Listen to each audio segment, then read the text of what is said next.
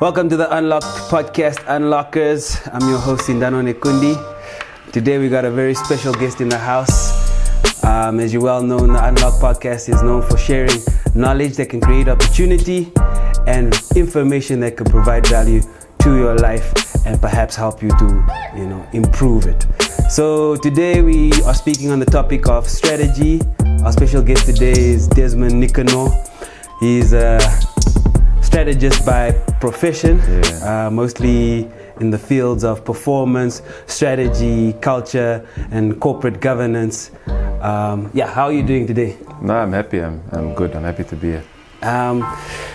So let's get into it. This is one conversation that I've been wanting to have for a while now, especially with somebody who actually understands strategy. And let's start off basically with understanding what is strategy as a definition. So for the guests.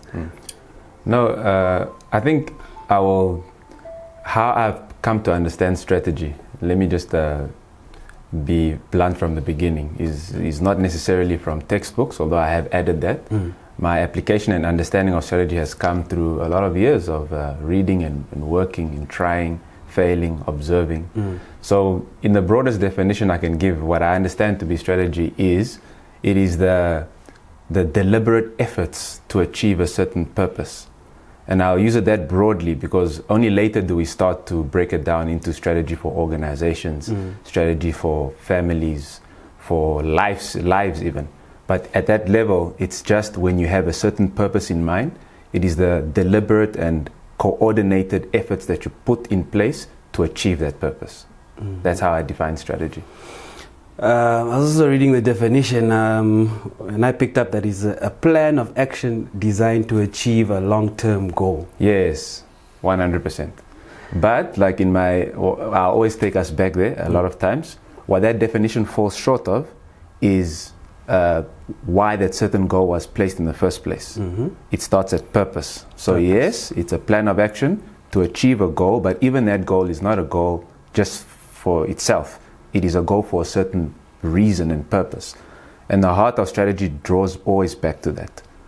Yeah. So let's go back a little bit in terms of your learning journey, your background into how you became a strategist. What went into that in terms of your learning journey? Yeah, no, it was, I'll mix much of what we discussed between my personal life, my professional life, my financial life, my home life, because it's all intertwined. Yeah. So what got me into strategy, or to be a strategist by profession, is really a mix of things. I grew up in a town, in a town that was run by an organization, for lack of a better word. I grew up in a very small mining town, where you had one company that basically ran everything from what happens in their workplace to what happens in homes, to where you shop, what you eat, all of that. So I realized when I was reflecting over time that what happened is that I was ingrained with a certain appreciation for performance, because in this town, it's a mining town. So even if you are in the local supermarket or you are just anywhere in the town, you are always able to see it was a diamond mine. So you are always able to tell how many carats were mined, what is the target, what's the safety record like, all of that. Numbers. In numbers. So that performance metric was actually ingrained into many of us, including myself. And that really got me into performance, because I started with performance management. I went to go study organizational psychology at the undergraduate level. And that was to basically seek to understand how organizational psychology looks at how does the mind of an employee work. Yeah. Because clinical psychology looks at a person. There's different types of psychology, but there is a psychology of the workplace. Industrial psychology. Here at UNAM, they call it industrial psychology. In South Africa, they call it organizational psychology. It's the same thing, but it really looks at the mind space of a human. And as I started, as I graduated and I started working in the mining industry. With time, I began to realize that even that part is part of a bigger end, a bigger purpose, and my career or my interest kept expanding. What happened was when I had my very first job, I was really happy about it. When I graduated. It was my dream job, and it was basically the core of my identity. It's what I wanted to be known as. I was so happy with myself. What was the title of this job? It was a senior HR officer role. In my dream job, in my dream employer. I think I was around 22 years old at the time. So, I thought that my life is set and everything is good. I was doing basically performance management and human resources development. And then some things started happening. The first time, so this happened twice in my life. That's when I realized maybe something is telling me something. Well, that job, I was eventually retrenched from it. It was a time of the global financial crisis, the sub-mortgage prime issue that caused a drop in diamond prices, and then this company retrenched, and I was one of them. So that first shook me up initially. It gave me some roots as a professional, but in terms of an individual, it shook me up. It made me want to understand the broader environment that affects these organizations that I'm working for. Yeah. Because in a sense, here I am, just a normal guy, going to work, doing my job, but in truth, there were many things outside of me, outside of even my employer's control, that could affect my daily life. Because the day I got that retrenchment letter, I'll never forget it.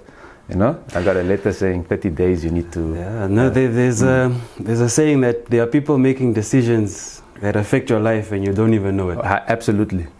Absolutely. And then when I became aware of that, I realized you need to understand things a lot more broader. A lot more broader. So that happened, and then I sort of moved along, and then I worked for another mining house. Similar thing happened where there was a tsunami. I don't know if any of your viewers or you recall the tsunami that hit the Japanese coast. Yeah. That caused that Fukushima power plant destabilization. Yeah. Once again, I read that article like it was news out there. But at the time, I was working for a mining company that mined uranium. Yeah. I didn't even make the link yet. I just watched it on CNN like everybody else. And slowly, I started to see how that natural disaster became a issue in the uranium industry, and how that caused the drop of the spot price of the company that I was working for, the commodity, and how that caused once again for us to retrench and to organize. Yeah. So luckily by then I was older, I was more mature also, but I also understood it better, to handle it better. But definitely I realized that I need to broaden my understanding of strategy, of performance, of culture, especially those three things. Governance came a bit later. And then I started really delving into it. I did my master's in that area, and slowly I began to understand what strategy is and apply that. You did a master's in international business. In international business, yeah. You chose international business in order to understand how businesses work internationally and how they are interlinked, or? Yes. So I had the option between doing a MBA or that international business degree. It's very similar, but it's different. An MBA teaches you how to run a organization well, definitely. And I take nothing away from it. But what I was more interested in is this international business program, which really deals with multinational companies. When a company, for instance, what's a good example? Coca-Cola or the United Nations or the De Beers, a company that has got a headquarters somewhere, but is running so many other outlets in almost every country in the world, which are some of these multinational corporations. Yes, in other countries. Yes, branches, and how they have to navigate. How does Coca-Cola position, market, and sell in China versus in Nigeria, and all of that. So that's what that course did to me. It helped me to just expand my understanding of differences. And you haven't stopped learning either. How is it? Before we move on, what is the importance of continuous learning? The importance of it in these changing times. Yeah, not to sound philosophical, but it's important because it must fill a need that is already in you to further expand what it is you know. But even more than that, it has to come from a place where you are fully cognizant that there are many things that you know that you do not know. Yes, one of the biggest blind spots is if you think you are competent in a specific area. So what continuous learning does, it keeps you humble. So as I go to work, as I meet people in my everyday life, it doesn't matter if I'm in Kapana or buying meat or in the shop, I'm fully aware that anybody can teach me anything at any time that can help me in my professional life. Yeah, that's the value of continuous learning. You become like an ever-growing organism that's not always limited. aware. Always receiving. You know, they say the difference between a lake and a swamp is that a swamp doesn't have an outlet. Okay. You know, a lake has water coming in and water going out. That's what makes for fresh water. Yeah, and a person needs to be like that. Ecosystem. Yes, Thrive within it. You teach me something, I learned something today about lapel mics. I'll teach him something about strategy. That's how it is. But if you feel that no, in this area I'm now competent, then you start to affect your own ability to learn continuously. In your opinion, what is the difference between skills and qualifications? Because sometimes the qualification you take on is not necessarily the job or sector that you go into. No, I hear you. And then, yeah. It's a good question. Let me answer it by means of an example. So, in our space, let me say in life, if you are able to do something, they call you competent, right? So competent, or to be competent, or to have competency means that you have three elements. You have the knowledge, you have skills, and you have attitude. All right, so let me use it in the way of an example. Knowledge, skills, and attitude. Attitude, yes. We're speaking about skills now. What did you say? What's the difference between skills and? Qualifications, all right. So if I take a driver, somebody who's driving a car on the roads in Namibia, to have knowledge means that you have the paper, you have a driver's license, right? To have skills, it means you either have experience or you just know how to handle a car, you know how to drive well. To have the attitude means you have the correct predisposition on how to drive. So in other words, a person can have the driver's license and the skill, but if the attitude is poor, for instance, I can overtake or I can drive or I'll sleep if I drive too slow, all of those things, you are an incompetent driver. If you can have the attitude, the correct attitude, you can have the correct experience, but if you don't have the skill, the paper, then you are still incompetent. So to answer your question, the difference between the two is you need both to be competent, but they serve two different purposes.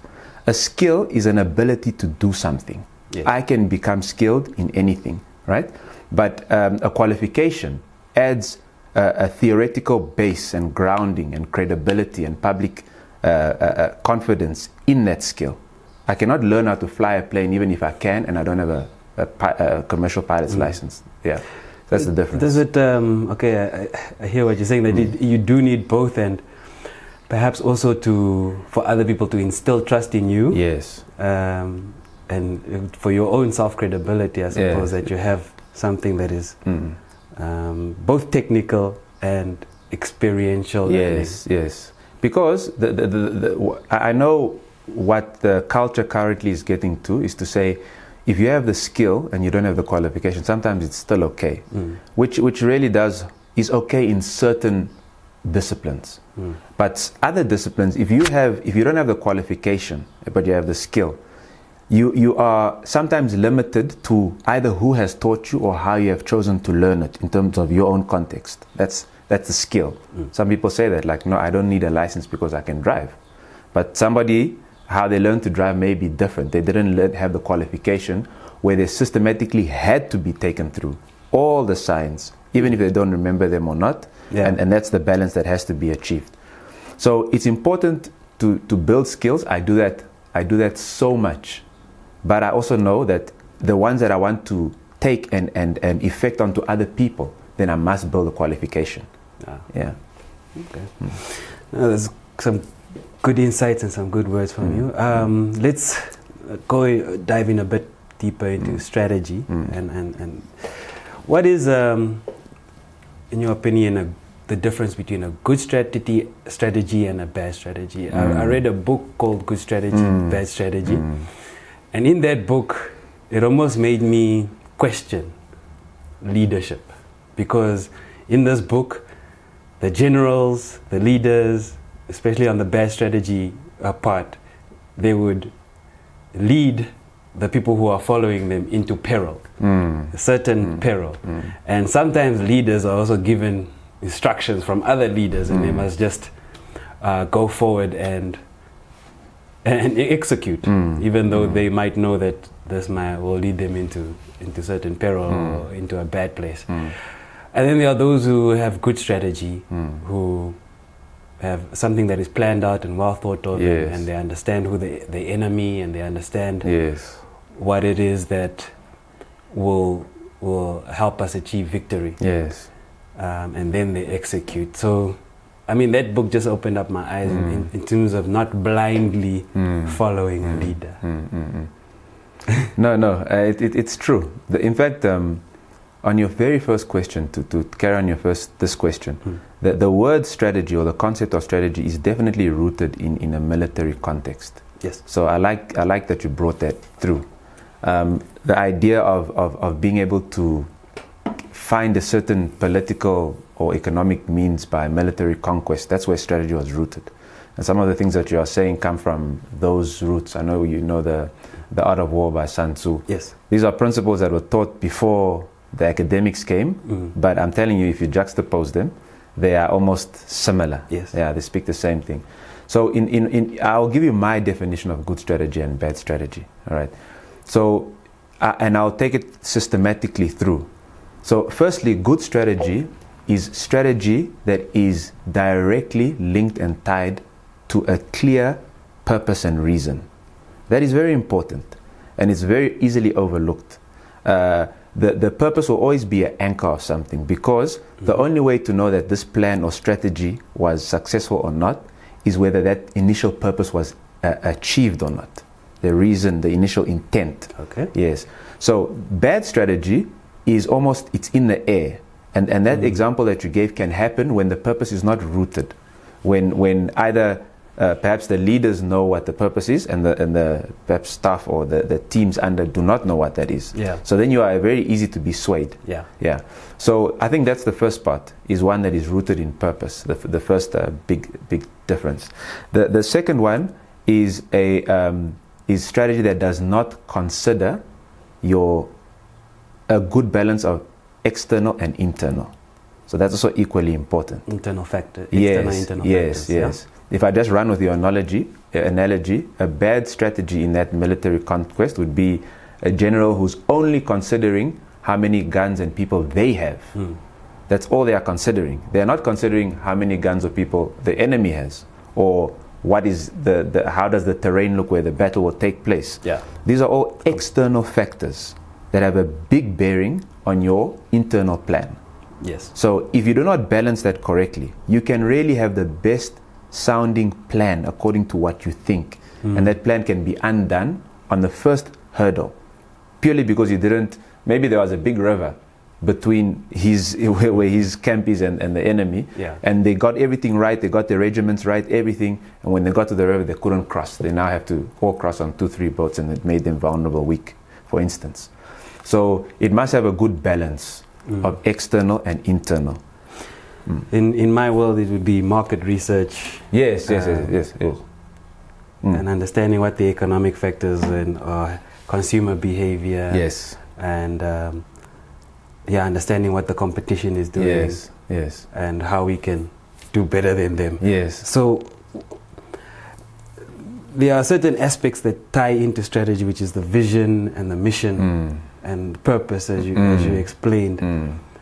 How does the vision and the mission play into the strategy? Because sometimes these are things that people don't sometimes take seriously. 100%. Yeah. No, I'm really glad you ended off with that, because that's definitely my observation. Is before I even get into explaining what they are, I want to maybe touch on what they are not. And people, as you say, they take it not seriously. They think a vision is a slogan. No, the two are different. The fundamental foundation of a good strategy lies in 3 high-level statements that are always depicted as a triangle. At the top of the triangle, you'll have your purpose, your reason for existing, or reason it was created, or the original intent. It depends in what context, And everything I'm speaking now is principles. And principles are true and correct regardless of circumstance, regardless of who's applying them and everything like that. So purpose, whether it's for me as a person, Desmond the individual, or for the organization I'm running, or for my family, the original intent is what anchors, that's the top. So to answer your question, what the mission and the vision do, the mission is, all right, so now that we have made our purpose so clear, the mission would speak to how do we how do we attain, or how do we go about attaining and conducting our efforts towards that purpose? That's the mission, what we are going to do. And then the vision is our desired future state. This is how it will look like when we are really meeting our purpose in the manner that we said. So if you think of that triangle, you have the high level state, you have the mandate at the top, mission on the bottom left, vision on the bottom right. So the tension between those two, between what you want to do now in your mission vis-a-vis what you want to be like in your vision, that tension, what drops out there is a strategic plan. Yes, because a strategic plan is now a systematic plan that says, if this is our purpose and this is what we are going to do and this is how we want to be like, what are the actions we must take continuously over this period of time to take us to that? I remember in one of your strategic tips in the Namibian that strategic getaways are sometimes a waste of time. What a strategic getaway's purpose is to reflect on the strategy and reflect on the measurements and the performance and so forth, not necessarily to go and strategize. Yes, that's true. Could you elaborate on that? Yeah, no, it's true. Once again, this is something I picked up purely through experience, good experience and bad experience, and also mistakes on my part. But at the moment in our, let me say, corporate landscape in Namibia, a strategic retreat really is an event. It's more of a function where over 2 days or 3 days, the correct stakeholders would come in and try to create strategy, review it in one day and create it in the next day. Now, I don't even need to be a professor to say that it is almost impossible to create strategy in 2 days. The strategic retreat, what I was saying in those things must be, it is really the culmination of a continuous strategic reporting, implementing and monitoring culture that is taking place. All you are really doing in a strategic retreat is to say, okay, we've been discussing this for the past 10 months now. We have been already collecting data to this effect. We've also tried a few things here, it's worked here, not. Let us now decide, since we are planning for the next year, what is it that we are going to do with the data, the trends, the information that we have been observing. If you want to come into a venue, sit down and for the first time receive a strategic challenge or problem and want to resolve it in that sitting, then I have a lot of fundamental problems with that. Because it means that unless the management had enough time, the person responsible for it has not had enough time to even ask the correct questions, get the correct data, do some trial and error and all that. So I think that's the first big thing, is that it must be a culmination. It's at the end. So I always say that if your strategic retreat or getaway is the most concentrated time that you are putting into your strategy, then that's a big red flag for you. I think you must, any person should be aware of that. And I think that the second one, that the two that if I could fix, change or contribute to any growth in that area, would be separating it from the difference between a strategic review and a performance review. So I often see, and I've done it myself, to be fair, firstly, incorrectly. From experience. Incorrectly, is that we try to review performance in a strategic setting. So when you are reviewing performance, if I give you an analogy of an apple orchard, I don't know how to say the word, but in a performance review, you would sit down and you will ask, okay, Sindano, we plan to pick 10 apples. Why did we pick 8 apples? And then you would give your either defense or you would give your reasons and such. That's a performance review. A strategic review goes deeper than that. A strategic review asks in the collective, okay, Sindano and team, guys, why are we planting apples? Why are we using our land to plant apples? How's the apple industry looking like? Why don't we build apartments on this land? Why don't we lease it out for da-da-da? You see the difference? There are seasons. We are only performing for 6 months of the season. Yes, exactly. Those factors. Those are the external factors I'm talking about that must be brought into the conversation. So if you take a strategic retreat and you turn it into a performance review, I can already predict what will happen. You will have a two-sided event where you have board on one side and management on the other, and you have sort of the same one way. One is firing questions, the other is answering. Naturally, in a humanistic way, we will defend. And once you start defending and asking closed questions, there's a difference in asking why did you pick 8 apples or how could we have picked more. It's the same concept you're trying to get out. One is a closed questions that only you can answer and that will end the conversation. The other one of how could we pick more apples, anybody can actually answer that in the room. And also it allows for future-based open-ended thinking. So that's the main thing that I think strategic retreats can change into. Yeah. What tips do you have for businesses in terms of getting the employees to execute on the strategy? Because one of your responsibilities is reporting on the execution of the strategy and how well it is being executed.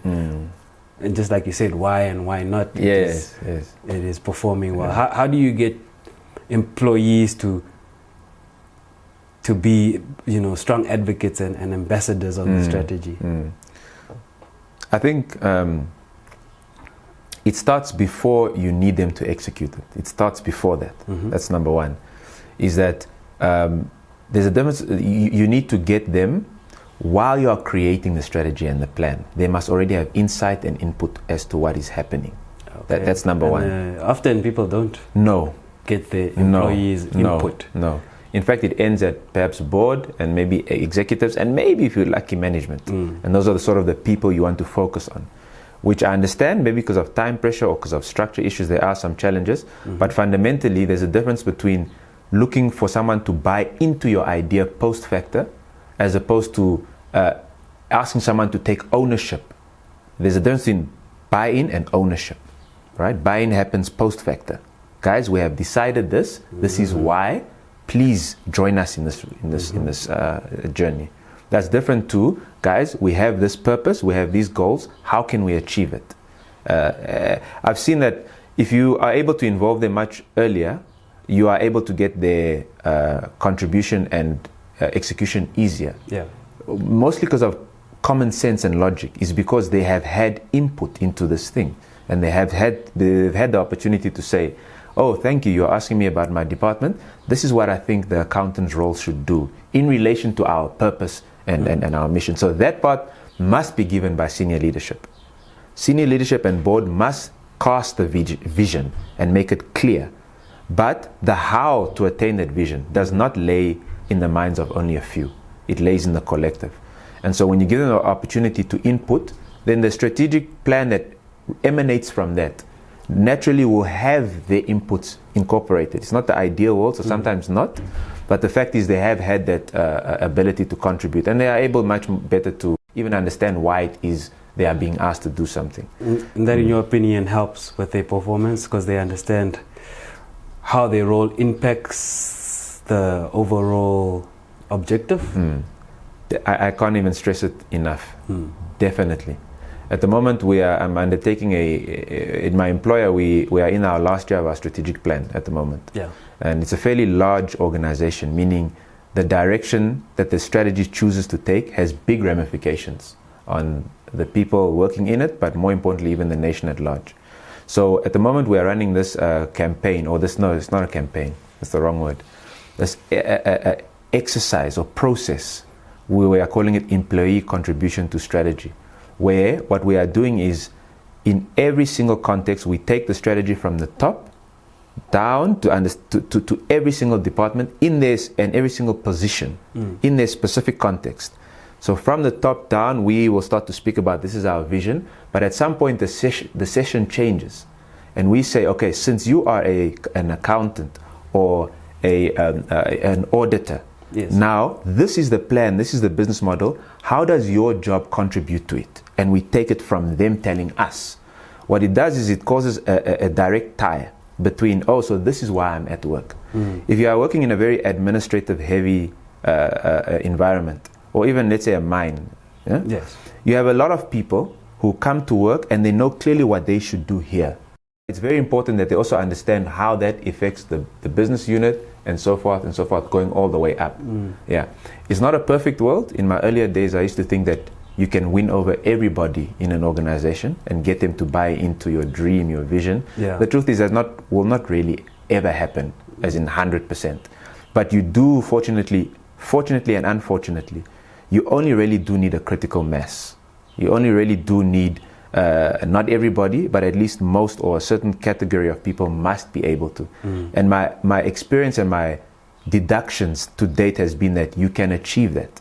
If you speak to a room of 10 people or 100 people, you'll not win all of them over. They'll not leave there saying, I'm so inspired now, I'll die for this company. Not necessarily. But you will have some that will understand their purpose and are able to align their performance and even their efforts into that purpose. And that's all we can really strive and ask for. That sort of now speaks to organizational culture. An employee understanding, their purpose within the organization, and then that speaks to culture. Well, how does culture impact strategy, or how are they related?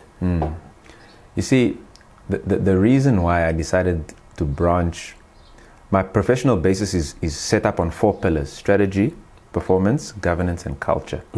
The reason why I deliberately started to get certified and understand culture is because it became very apparent to me, and it is later strengthened and confirmed by much literature, that by far the number one enabler of strategy is culture.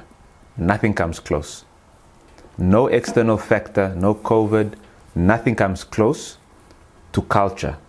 If there's one thing that you need to fix and get right in order to achieve your strategy, it's actually the culture. It's not even the planning or the processes. So culture plays a critical role.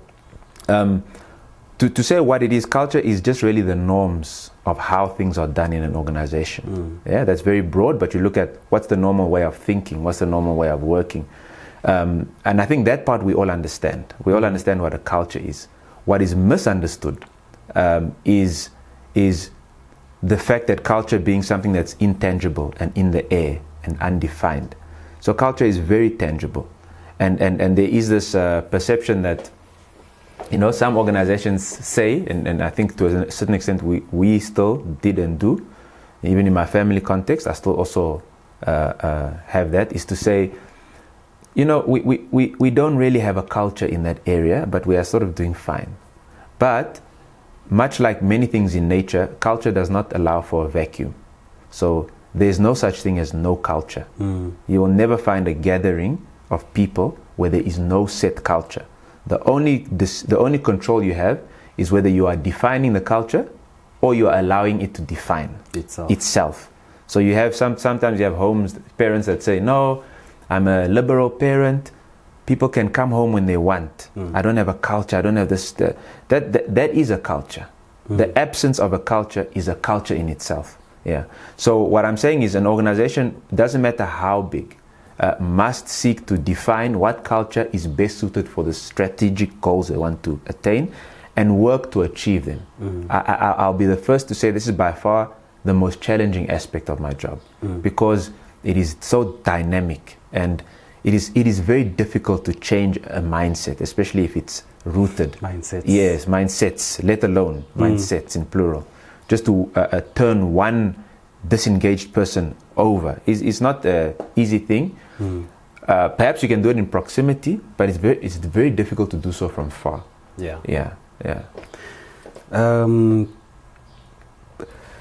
Culture is a very important thing. I was thinking, as you were saying, that especially with having a strategy for personal self, they say if you don't plan for a future will be planned for you. 100%.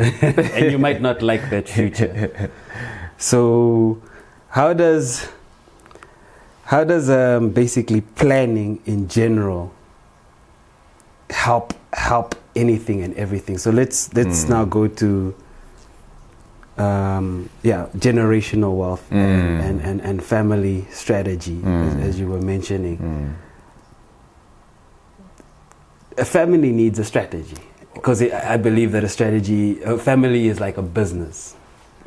And in this business, ideally, this is in an ideal world, the children should be well educated and should learn a skill that can help the family and even the extended family. If there's a lawyer, an accountant, an engineer who does construction and so forth, a business-minded person, if we have this family of dynamic skills, how can we, help each other to develop as a family?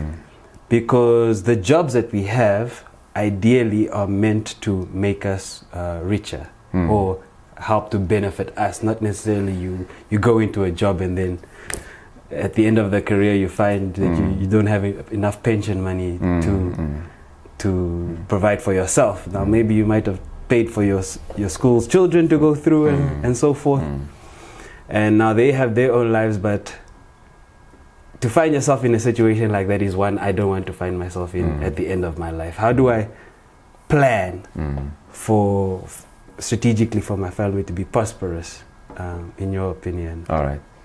No, once again, it's a really good question, and I like that we're using that type of organization as an example, because I'm also of the express opinion that the family is by far the most important and also most complex organization to run. So I have many hats. I sit on quite a few roles, quite a few boards. I sit on soccer teams and music teams, all of these different types of organizations. But the most complex and most important organization I'm running is definitely my family of 4. Yeah. All right. So I think, firstly, as soon as you're looking at family and generational wealth, there's one very clear truth that dropped that I began to understand. And that is, when you're looking at generational wealth or handing over in terms of your family, what we define as long-term in the business case is not long-term in the family case. So 10 years is long-term in a business lingo. You have medium-term and long-term. 10 years is long-term. In a family organization, 10 years is not long-term. In fact, the broadest distance in a family context is generational, as you put it. Long term is for when I'm gone and my son's son is around. You see, so the time span is completely different to an organization, to a business. I think that's important. Point number one is to realize that it's stretched out longer. Yeah. So your question about planning in terms of the family, it is the same concepts. If I have, and I'll use it by an example, if I have a purpose around our family, and if we take a walk in my house, I'll show you we have a family board where we set out our mandate, our purpose, our values, and also what we want to sort of achieve. Not explicitly, but the general direction. So if, for instance, you mentioned, if one of my goals is to make sure that my child is able to study well and become a whatever she would like to be, then that is, after your family purpose, that's one of your goals, your missions, right? So what planning does, if you apply all the correct tools, it allows you to achieve that regardless of what happens. Yeah. So if I give you an example, let's say if I want my daughter to study, I know my daughter's 7 years old now. I know that in 11 years, God willing, she will be going to university, all right? Once again, if I start planning and using scenario planning, there are some things that can happen. Either I cannot be there, or she cannot be there, or the whole world cannot be there. That's the 3 broad possibilities. Yeah. As a planner, you must still cater for all of those and see if that has any effect. If I will still be there, then I must have a plan that allows her to study as she should with my current earnings and my current plan. So life insurance. That's yes. And other tools. Yeah, and other tools. Yes. That's one. If I'm not there, which is likely statistically, it's probable. I mean, it's plausible, not probable. Yeah. If I'm not there, then I must also have a contingency plan for that. But the point is, the possible risks and scenarios must never be able to change the outcome that you're trying to achieve. You must ideally be able to factor in all the possibilities and rank them. I know it's getting a bit detailed and granular, but if you really do care about something and getting something to be achieved, then in truth you have to make sure that it will be achieved by any means necessary and by all costs. So in that example, whether I'm alive or whether I'm not here, that should still be able to happen. The meaning my first point of planning is to plan around those two scenarios. Then in the one scenario, I can look at, okay, yeah, I am here, I am earning, I expect to be earning this much. What will I do with my earnings? And I find out a recourse, a plan, a solution to that. And the other one is, of course, if I'm not here, it's estate, it's wills, it's all of that. So that's the essence of family or planning, let me put it like that. Yeah. So a family must have a strategy. It is extremely long term. My commitment and my longevity to my employer it pales in comparison to my longevity as a father or a head of a home, because that one will definitely have ramifications to my children and their children and their children, whether negative or positive. So I think as a family, you would still also need to be able to use that time. I know I'm belaboring this time thing a bit, but it's important. As a strategist, what we actually deal with in truth is time, because everything takes place on the canvas of time. Yes. So what strategy is taking this time that we all have, all of it that there is to have. We all have the same amount of it, right? And we have to use what we can with the time that we have to achieve a certain goal. So when a goal is longer away, that is much better for the planner than when it's close, because nothing is too expensive or difficult when there's time. So it will be difficult to send my child to Harvard tomorrow or next year, but in 11 years, that's not an issue. The only thing that it requires is I must backtrack all of that, what I need in 11 years, to today. And that's really the essence of being able to plan as a family or for family. That ability to delay gratification, to understand the bigger picture, to understand the difference between getting the new iPhone or getting your child saxophone lessons. You see, one may give you the gratification that you need. One has an unlimited potential that you don't know what it will do for them or for their children, what will happen in their and that's really the balance. It speaks to good investments and bad investments. Yes. And when it comes to investments, I think, in my opinion, knowledge is power. So the wealth gap between the poor and the rich is information. And for one to be a good strategist, you need to collect as much information as possible. 100%. And in collecting all of this information and having a strategy, and then developing your strategy, or providing value to the organization and to the business, and then to the overall outcome, which is the value that will come out.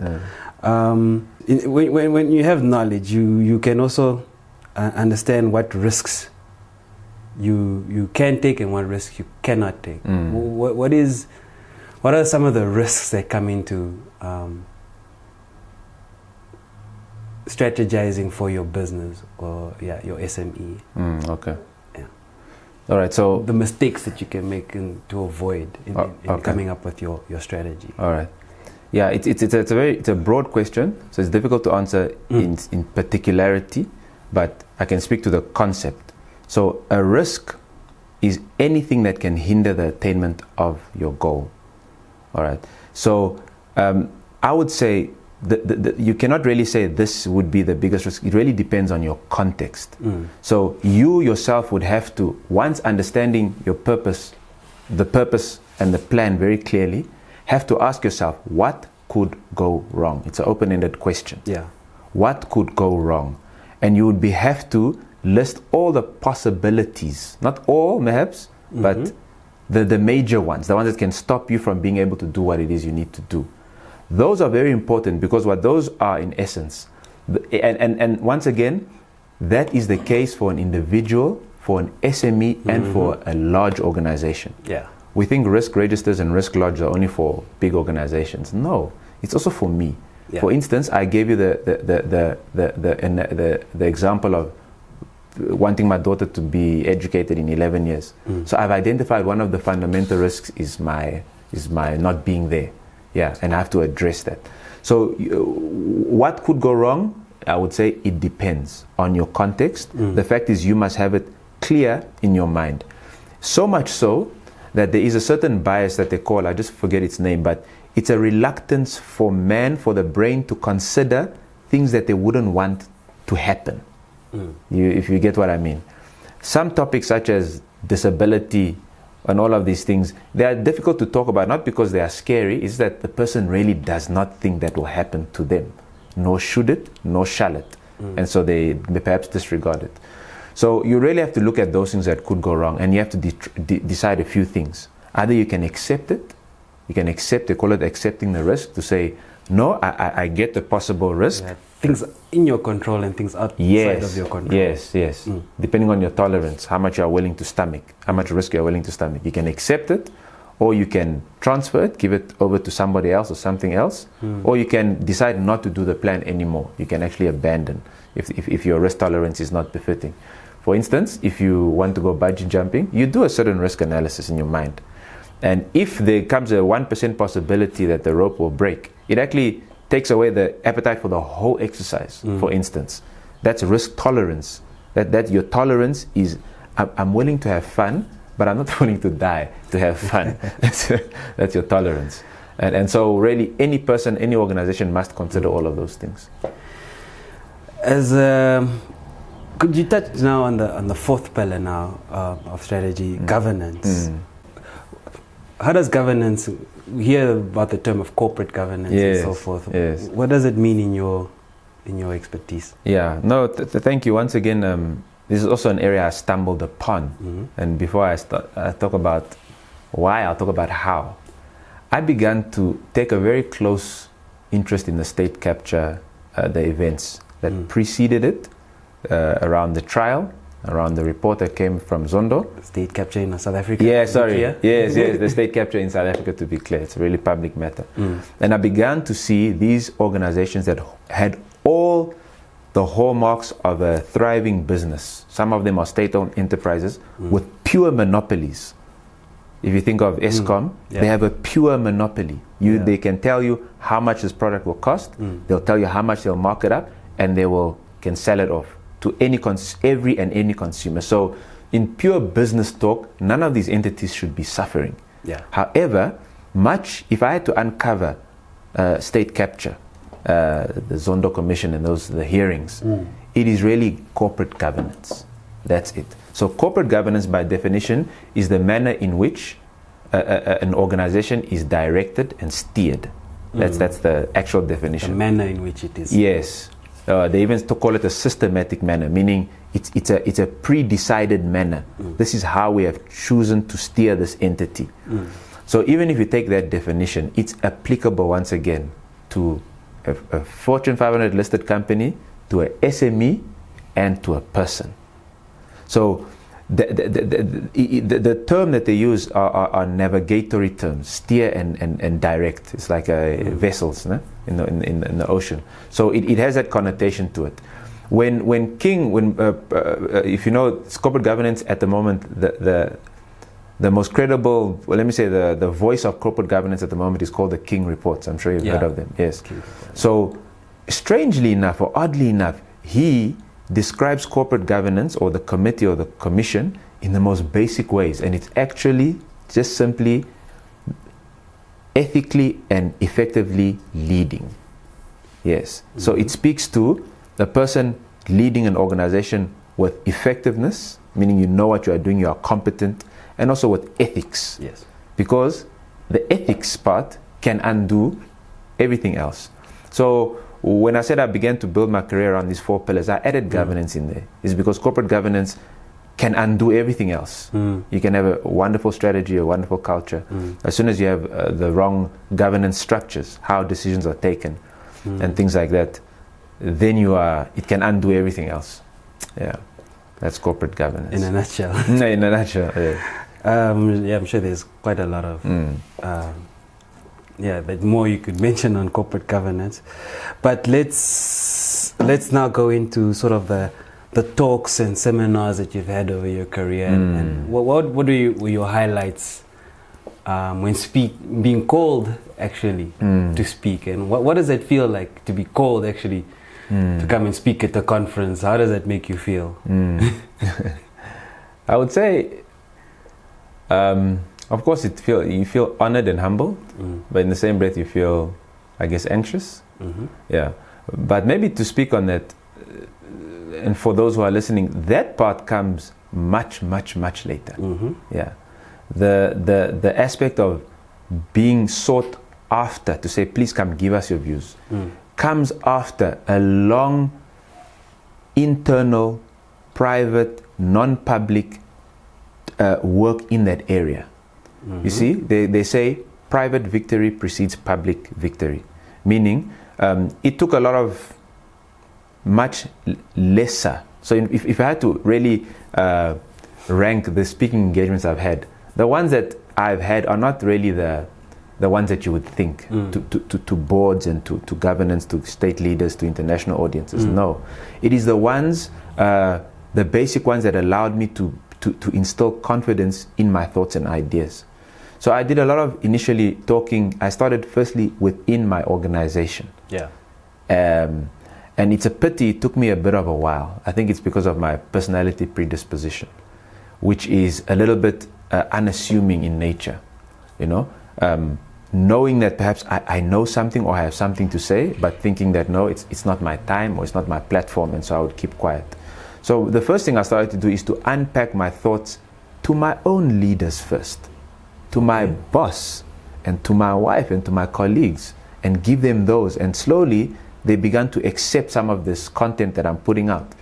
And I'm only saying that because I'm the one talking, but in truth, all of us have that type of appreciation of any subject matter. You can go to someone at work, maybe the accountant, you speak about accounting, you see, no, it doesn't work. Then you start speaking about farming and cows, and all of you see he starts, or he or she starts. So everybody has that area.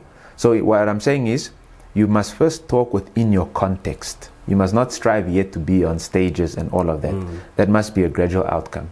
But definitely in terms of this year, I've had a few good engagements. The most recent one was where I was just asked to speak to an audience in Mauritius, where I was asked to speak on continental policy reform. And I think that one, if, like I say, it was not my most impactful.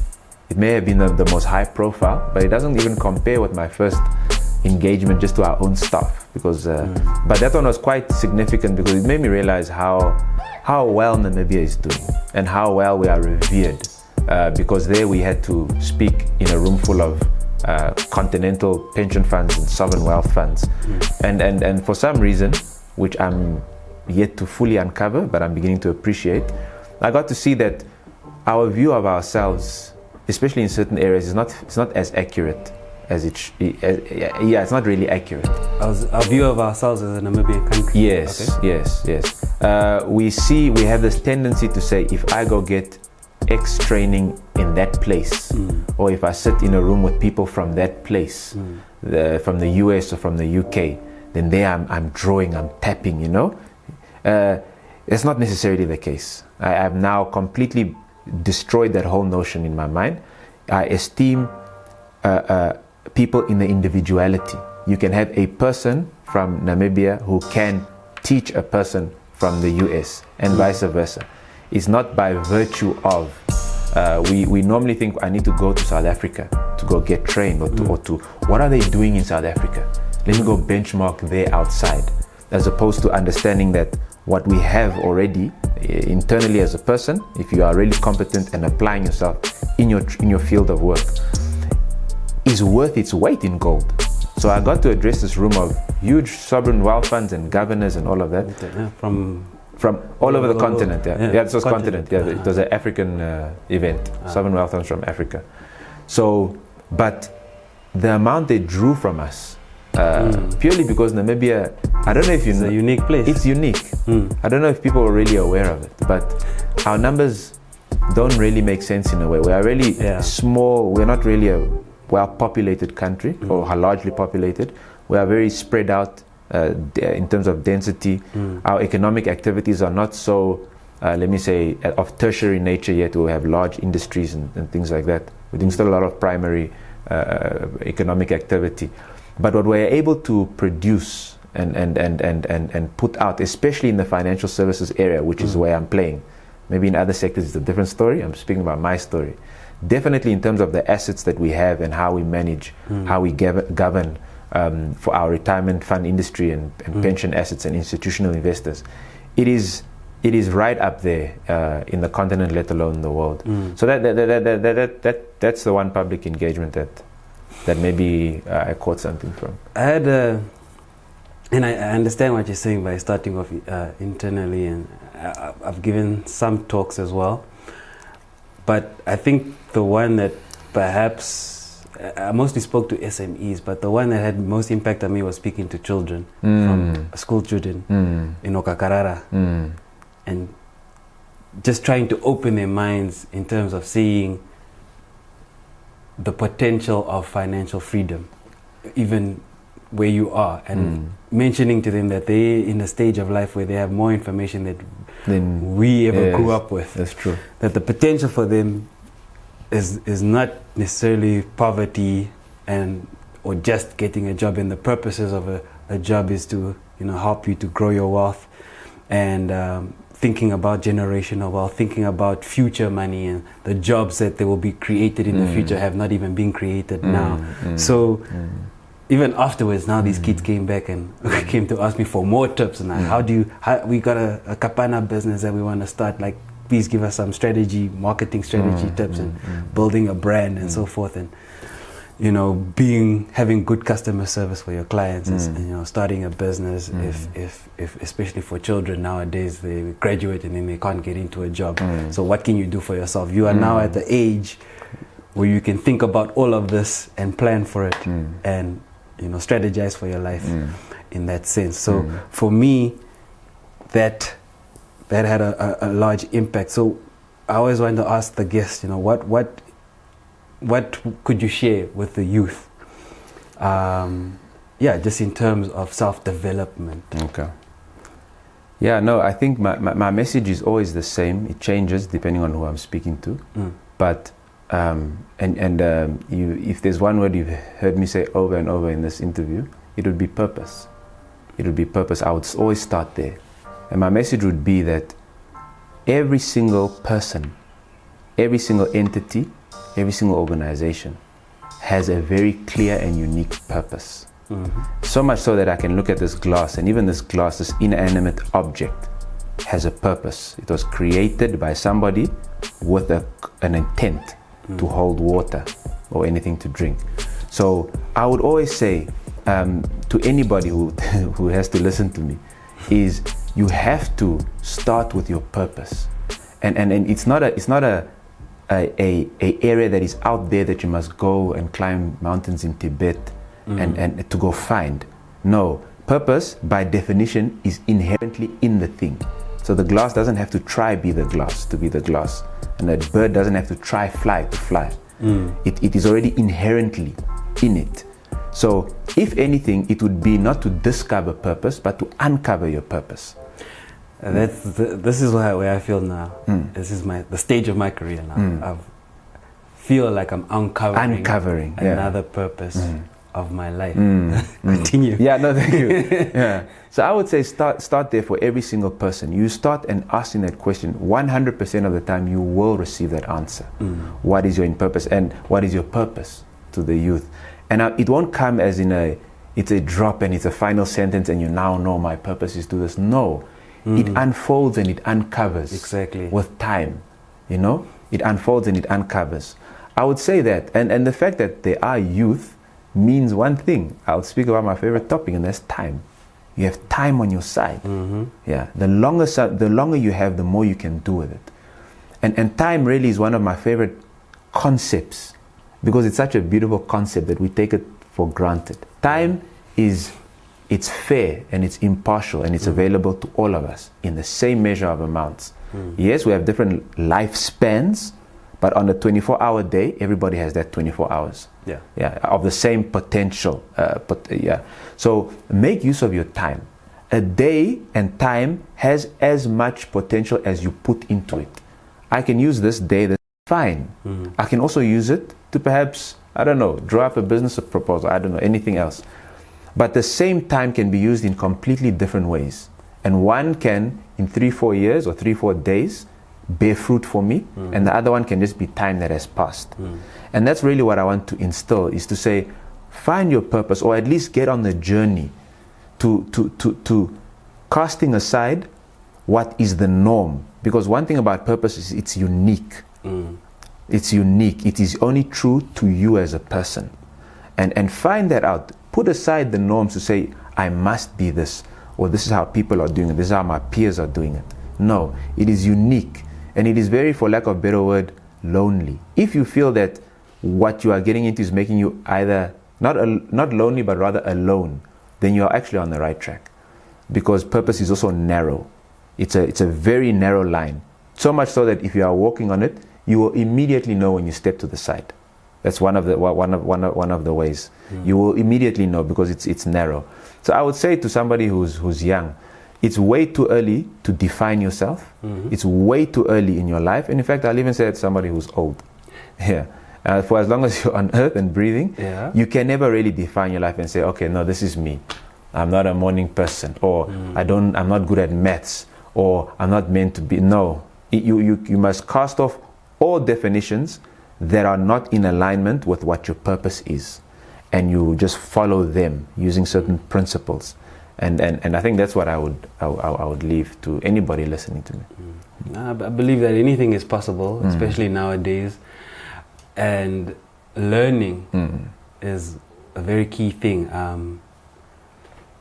I decided I'm going to learn stocks and investments and crypto and Web3 and all of these things of the future.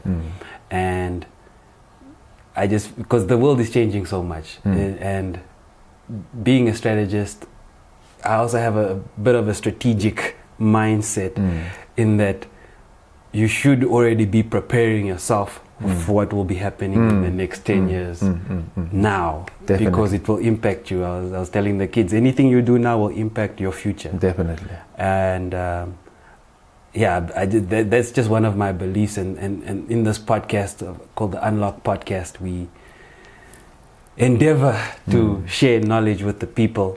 And that's why we are so happy to have you here today to share at least 101 what strategy is, and to get them exposed and thinking, and to go and do further research for themselves, and to think strategically about their life and their goals and their career, and that, you know, having a strategy and an objective to work towards, that time you use it towards your advantage, and then you'll eventually achieve your goal with time. That's what I do believe. Thank you for being on the Unlock Podcast. My name is Ndano Nekundi. Desmond Nikanor here, strategist by profession. And by calling. That's an interesting one. I'm a podcaster by calling. I suppose I'm not the most, intellectual or the most articulate person, but I believe that knowledge does need to be shared with people. And this is one way I'm giving back to the community. So once again, this has been a nice and great episode. Unlocked Knowledge Creates Opportunity. See you next time. And do subscribe and do like if you learned something today. Thank you.